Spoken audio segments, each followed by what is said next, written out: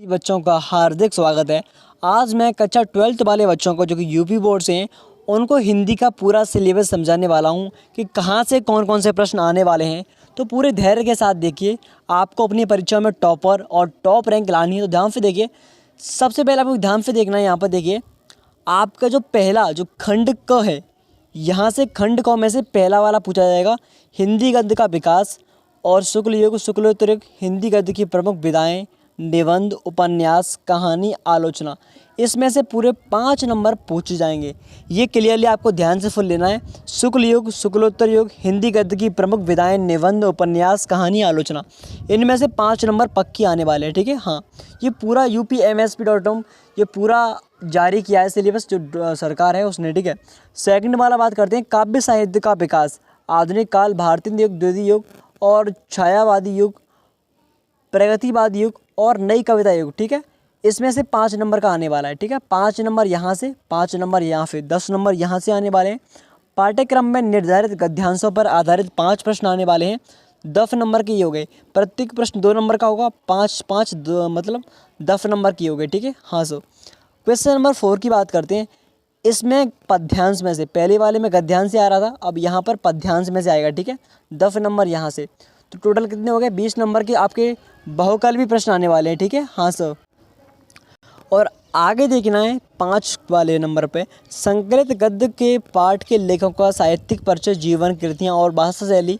मतलब इनमें से कुछ भी पूछ सकता है, या फिर साहित्यिक परिचय, जीवन शैली, कृतियाँ, या फिर रचना वगैरह, या भाषा शैली। पूरे इसमें जो लिमिट है वर्ड्स की वो 80 शब्द आपको लिखने हैं यहाँ पर। ठीक है, 80 शब्द से कम आपको लिखने नहीं, ध्यान देना। ये पूरे 5 नंबर का साहित्यिक परिचय आने वाला है। ठीक है, 5 नंबर इसको आप में मिल जाएंगे। ठीक है, अगला वाला देता है इसमें कवि परिचय, जीवन, कृतियाँ, साहित्यिक विशेषताएं, ये भी 80 नंबर का।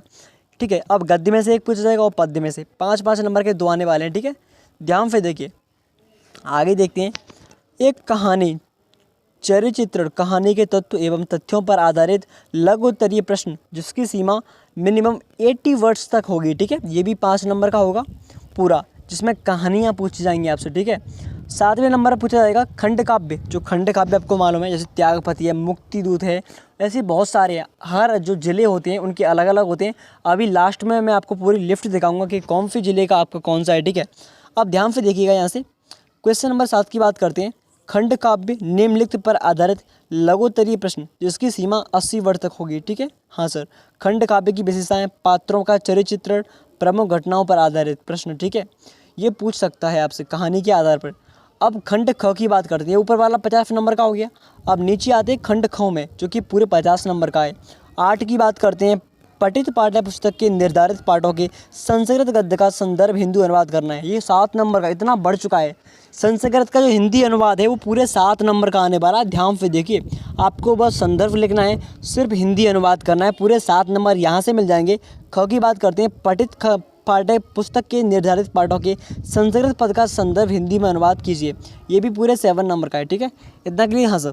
9 की बात करते हैं, पाठों पर आधारित अति लघुत्तरीय प्रश्नों का उत्तर संस्कृत में देना है। आपको 4 प्रश्न पूछे जाएंगे, चारों में फिर 2 करने हैं और दोनों ही 2 नंबर के होंगे, तो पूरे 4 अंक यहाँ से हो चुके हैं।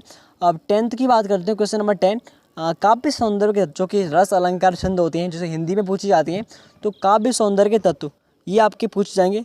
रस की परिभाषा पूछी जा सकती है, उदाहरण एवं पहचान 2 नंबर का यहाँ से आता है। आपको रस छोटी सी डेफिनेशन याद कर लेनी है पूरी। ठीक है, और उसका एक एग्जाम्पल याद कर लेना है, सिंपल 2 नंबर आपके पक्के हो जाएंगे। अलंकार की बात करें, अलंकार में पूछा जाता है शब्दालंकार, अनुप्रास, यमक, श्लेष, इनकी परिभाषा एवं एग्जाम्पल के साथ आपको याद करने 2 नंबर के यहाँ से अलंकार में से आने वाले हैं। ठीक है, तो 4 नंबर यहाँ से हो गए। हाँ सर। अर्थालंकार में उपमा, रूपक, उत्प्रेक्षा, संदेह, भ्रांतिमान, अनन्वय, प्रतीप, दृष्टांत, ओके, अतिशयोक्ति अलंकार, ये सब अलंकार, इसका एक एक एग्जाम्पल आपको पढ़ लेना है। सिंपली आपके 2 नंबर यहाँ से पूरे हो जाएंगे। छंद की बात करते हैं, मात्रिक, चौपाई, सोटा, दोहा, रोला, कुंडलिया, हर गीत का वर्वे, इनका एक एक एग्जाम्पल आपको साथ में याद करके चलना है। ठीक है, जिससे आपको कोई भी दिक्कत ना हो। ठीक है, अब आगे बात करते हैं, ध्यान से समझिएगा। 11 नंबर पे बात करते हैं, एक आपको निबंध लिखना है। ठीक है, क्या लिखना है सर? निबंध, जो कि हिंदी में। ऊपर आपको ध्यान से देख लेना है, ये थोड़े से और हैं, इंद्र बजा, उपेंद्र बजा, जो कि रफ चंद्र अलंकार में आते हैं, फुंदरी, बफन, तलिका। ठीक है, ये भी आपको पढ़ लेने। अब 11 की बात करते हैं, निबंध हिंदी में मौलिक अभिव्यक्ति दिए हुए विषय पर निबंध, जैसे जनसंख्या पर, जनसंख्या वृद्धि जो बढ़ रही है, जनसंख्या जो पॉपुलेशन हो रही इस कंट्री में, देश भारत में, तो उसके ऊपर आपको लिखना है, ठीक है। और पर्यावरण जो एनवायरनमेंट होता है, पर्यावरण दूषित हो रहा है, तो उसके ऊपर आप आसानी से लिख सकते हो। आपके पूरे यहाँ से 9 नंबर का मिलने वाला है पूरा एक निबंध। आपको डेफिनेशन, जैसे कि जो कि हेडिंग होती है, हेडिंग बना बना के लिखना है, आपको बहुत लंबा करना है 3-4 पेज में, ठीक है। अब आसानी से आपके जो नंबर है वो इंक्रीज होंगे। आपको स्वास्थ्य, जो स्वास्थ्य शिक्षा होती है उस पर लिख देना है। इनमें से किसी, जो कि ये मोस्ट इम्पोर्टेंट टॉपिक हर बार इनसे पूछता है, जनसंख्या पर हर बार आता है, पर्यावरण पर हर बार आता है, स्वास्थ्य शिक्षा, इन तीनों में से एक बार एक देता ही देता है, ठीक है। आपको इनमें से एक ही पढ़ लेना है, पूरे आपके नंबर 9 मिल जाएंगे, ठीक है। हाँ सब, अब नीचे आते हैं, संस्कृत व्याकरण पर आते हैं, ठीक है। क्रम संख्या 12 एवं 13 से वस्तुनिष्ठ प्रश्न पूछे जाएंगे। क्या पूछे जाएंगे? वस्तुनिष्ठ कहते हैं बहुकल्पी प्रश्न, 3 नंबर का। जैसे कि यहाँ से संधियों में से एक आएगा, स्वर संधि का सूत्र क्या होता है? एच ओ या। इनमें से जो संधियाँ होती हैं स्वर संधि की, जितनी भी गोड़ संधि, आया संधि, वृद्धि संधि, इन सभी को आपको पढ़ लेना है। और इनमें से आपको 2 नंबर का, 3 नंबर का पूछ जाना है, ठीक है। व्यंजन में से, विसर्ग में से, किसी में से पढ़ लेने हैं सब टोटल, ठीक है। Yes sir. अब बात कर लेते हैं थोड़ा सा और समास के बारे में। समास 2 नंबर के पूछे जाएंगे आपसे। समास कौन कौन से? अव्ययी भाव समास, कर्मधारय समास, बहुब्रीहि समास, इनको पढ़ लेना है, साथ में इनको समझ लेना है, ठीक है। आपको सिर्फ बहुकल्पी प्रश्न आएंगे, जैसे कि जो ऑब्जेक्टिव क्वेश्चन होते हैं वही, ठीक है। अब नीचे देखते हैं, आते हैं और पूरे को समझते हैं। 13 की बात करते हैं, 13 वाले की। तो 13 वाले में क्या है? प्रत्यय है। प्रत्यय आपने पढ़े होंगे, उपसर्ग प्रत्यय जो पीछे लगता है, वैसे कृत्वा, ये पढ़ लेने। 2 नंबर का यहाँ से आने वाला है, ठीक है। विभक्ति परिचय, अव्यय परित, समयानिकसो, प्रतियोगिता, ये नवकारा, ये पूरे संस्कृत आ गई आपके लिए। इस तरह से आपको जो लटर लकार होते हैं, द्वितीय, तृतीय, एक वचन, बहुवचन, इनमें से 2 नंबर का पूछा जाएगा, ठीक है। अब पत्र लेखन की बात करती हैं, जो राइटिंग लेटर होता है, लेटर राइटिंग, वो कैसे लिखती हैं? पत्र लेखन एक क्रिया है जो कि बहुत इंपॉर्टेंट है आपके लिए। पूरे 8 नंबर को दिला के जाएगी आपको यहाँ से। पत्र जो किसी चीज़ पे लिखने के लिए आता है। अब पत्र किस किस चीज़ पे आ सकता है? औपचारिक पत्र, अनौपचारिक पत्र, आवेदन पर, प्रार्थना पत्र, कार्यालय पत्र, व्यावसायिक पत्र, अनौपचारिक पत्र और व्यक्तिगत, पारिवारिक और सामाजिक पत्र। इन सभी में से एक एक आपको पूछा जा सकता है, ध्यान से पढ़ना है आपको। इन सभी में से कार्यालय कहते हैं किसी ऑफिसर, जैसे कि आपको कोई रिपोर्ट लिखानी हो, वो कार्यालय होता है। व्यवसाय कहते हैं आपका कोई जो व्यापार चल रहा है, तो आप किसी दूसरे को दे सकते हो पैसे मांगने के लिए, ठीक है, इसमें से आ सकता है। या फिर अपने पारिवारिक, अपने किसी संबंधी को भेज रहे हो, अपने पिताजी को, अपने मेरे पिता, मेरी माँ, किसी के लिए भी, या फिर अपनी स्कूल में पढ़ रहे हो, फीस मांगने के लिए, कुछ किसी पर भी आ सकता है, ठीक है। तो ये सब आपको लिख लेने। आप हिंदी है तो यार हिंदी में तो आसानी से लिख ही लोगे, इंग्लिश में तो नहीं कह रहा है ना। हाँ, अब नीचे आते हैं। नीचे देखिए, यहाँ पर मैंने आपसे कहा था, अब ये पूछा जाएगा कि चैप्टर कौन कौन से हैं। अब चैप्टर का बहुत आपको ख्याल आ रहा था, तो चैप्टर कौन कौन से देख लीजिए। ये चैप्टर वासुदेव फड़ अग्रवाल, कन्हैयालाल मिश्र, डॉक्टर हजारी प्रसाद द्विवेदी, पंडित दीनदयाल उपाध्याय, प्रोजी सुंदर रेड्डी, डॉक्टर APJ अब्दुल कलाम, जैनेंद्र कुमार, हरिशंकर परसाई, इनके चैप्टर के नाम है जो कि यहाँ पर लिखे हैं।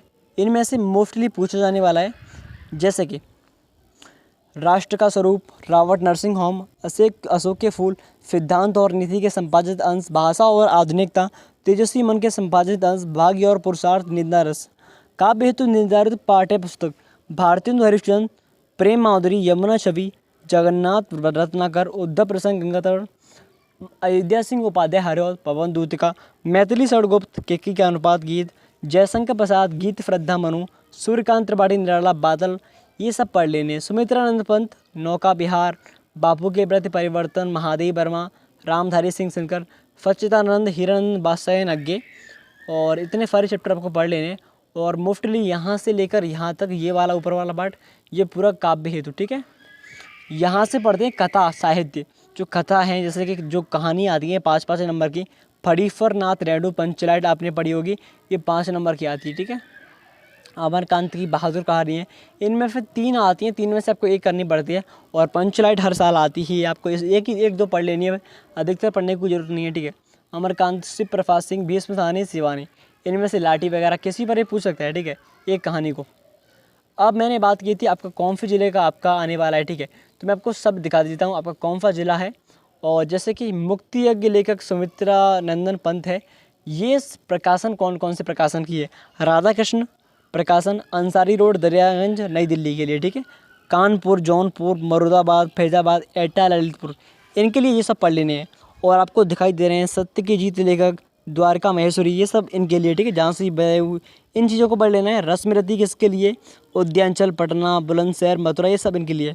आलोक व्रत किसके लिए? कमल प्रकाशन, मुकुंदीनंद, प्रतापगढ़, प्रयागराज, अलीगढ़, सहारनपुर, फर्रुखाबाद, मैन। अब बात करते हैं जो कि मोस्टली बच्चे चाहते हैं, त्यागपति। त्यागपति कहाँ का है? तो ये त्यागपति लिखा है, त्यागपति इतने ज़िलों के लिए काम करता है, जो कि मोस्टली आगरा के लिए, गोरखपुर, गाज़ीपुर, बरेली, खीरी, लखीमपुर, जालौन, सुल्तानपुर। तो आगरा के लिए इतना मोस्ट इम्पोर्टेंट है, इतना ये आपको देखना है, ठीक है। श्रवण कुमार ये आता है इन गोंडा, शाहजहाँपुर, बाराबंकी, मेरठ, आजमगढ़, बस्ती, ये इनके लिए, ठीक है। अब संस्कृत की बात कर लेते हैं, खंडकम। ये चैप्टर हैं जो संस्कृत के मोस्ट इम्पोर्टेंट है।